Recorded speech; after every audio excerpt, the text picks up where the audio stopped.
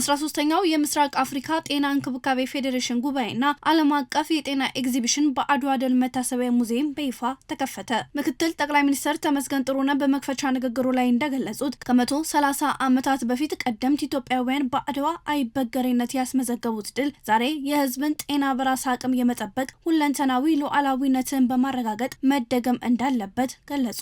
የጤና ሉዓላዊነት ማለት መድኃኒቶችንና ቁሳቁሶችን በራስ ማምረት ባለሙያዎችን ማሰልጠንና ወረርሽኞችን በራስ አቅም የማቋቋም ብቃት መፍጠር መሆኑን ተናግረዋል። ኢትዮጵያ ይህንን አህጉራዊ ዓላማ ለማሳካት መድኃኒትና ሕክምና መሳሪያዎችን በሀገር ውስጥ ማምረትን እያጠናከረች እንደሚገኝና አዲስ አበባንም የሕክምና ቱሪዝም ማዕከል ለማድረግ እየሰራች መሆኑን አብራርተዋል። አክሎም የአፍሪካ ጤና ጥበቃ ፌዴሬሽን ዋና መስሪያ ቤት በአዲስ አበባ እንዲመሰረት መንግስት ሙሉ ድጋፍ እንደሚያደርግ አስታውቀዋል። የአዲስ አበባ ከተማ አስተዳደር ካቢኔ 6ኛ ዓመት አንደኛ መደበኛ ስብሰባ ጉባኤውን አካሄደ። የአዲስ አበባ ከተማ አስተዳደር ካቢኔ በዛሬው ዕለት ባካሄደው 6ኛ ዓመት አንደኛ መደበኛ ስብሰባ በተለያዩ አጀንዳዎች ላይ ተወያይቶ ውሳኔዎችን አስተላለፈ። ካቢኔው በስብሰባው መደበኛ አጀንዳዎች ላይ በሰፊው የተወያየ ሲሆን 3 ዋና የውሳኔ ሀሳቦችን ተቀብሎ አጽድቋል። በዚህም መሰረት የህብረተሰብ አቀፍ የጤና መድን ተጠቃሚዎችን በመዋጮ ለማሻሻል የቀረበውን የውሳኔ ሀሳብ መርምሮ ተግባራዊ እንደሚሆን አጽድቋል። በተጨማሪም ለሆቴል፣ ለሞል፣ ለአፓርትመንት፣ ለኢንዱስትሪ፣ ለበጎ አድራጎት እንዲሁም ለሕክምናና ለመንግስታዊ ተቋማት ማስፋፊያና አዳዲስ የመሬት ጥያቄዎችን ለመመለስ የቀረበውን ሀሳብ አጽድቆ ተፈጻሚ እንዲሆን ወስኗል። አክሎም በከፊል በኮሪደር ለምተው በከፊል ሳይለሙ የቆዩ አካባቢዎችን በተሟላ ሁኔታ ለማልማት የቀረበውን የውሳኔ ሀሳብ መርምሮ ማጽደቁን አስታውቋል።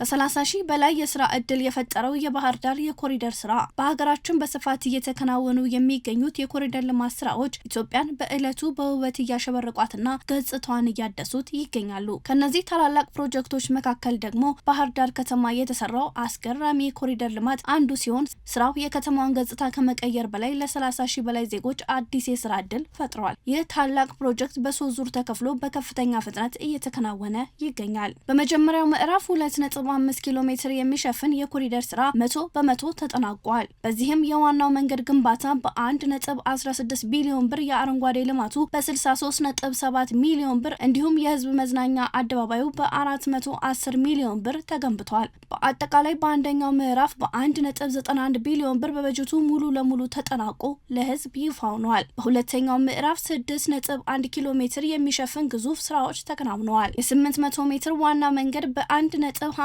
ቢሊዮን ብርና የ5.3 ኪሎ ሜትር ልማት በ2.73 ቢሊዮን ብር እየተከናወነ ይገኛል። በአጠቃላይ በሁለተኛው ምዕራፍ በ4.26 ቢሊዮን ብር የመንግስት በጀት እየተገነባ ይገኛል። በሶስተኛው ምዕራፍ በአጠቃላይ 6.3 ቢሊዮን ብር በበጀት ተመድቦ 10.3 ኪሎ ሜትር የሚሸፍን ሰፊ የኮሪደር ልማት እየተከናወነ ይገኛል። በዚህ ምዕራፍ ሙሉ በሙሉ 100% ተጠናቀው ለአገልግሎት የበቁት ከገጠር መንገድ እስከ ጊዮን ሆቴል 3 ኪሎ ሜትር፣ ከገጠር መንገድ እስከ ዘጌ መገንጠያ 1.7 ኪሎ ሜትር፣ ከጊዮርጊስ ፓፒረስ 0.8 ኪሎ ሜትር እና ከአሮጌው አደባባይ ድልድይ እስከ ገብርኤል 21.1 ኪሎ ሜትር መንገዶች ሲሆኑ በአሁኑ ሰዓት በግንባታ ላይ የሚገኙት ደግሞ ከአርሴማ እስከ ዲያስፖራ ያለው 3.5 ኪሎ ሜትር መንገድ ሲሆን አፈጻጸሙም 26.5% ላይ ይገኛል። በአጠቃላይ ከዚህ ምዕራፍ 6.8 ኪሎ ሜትር መጠናቀቅ መቻሉን ተገልጿል።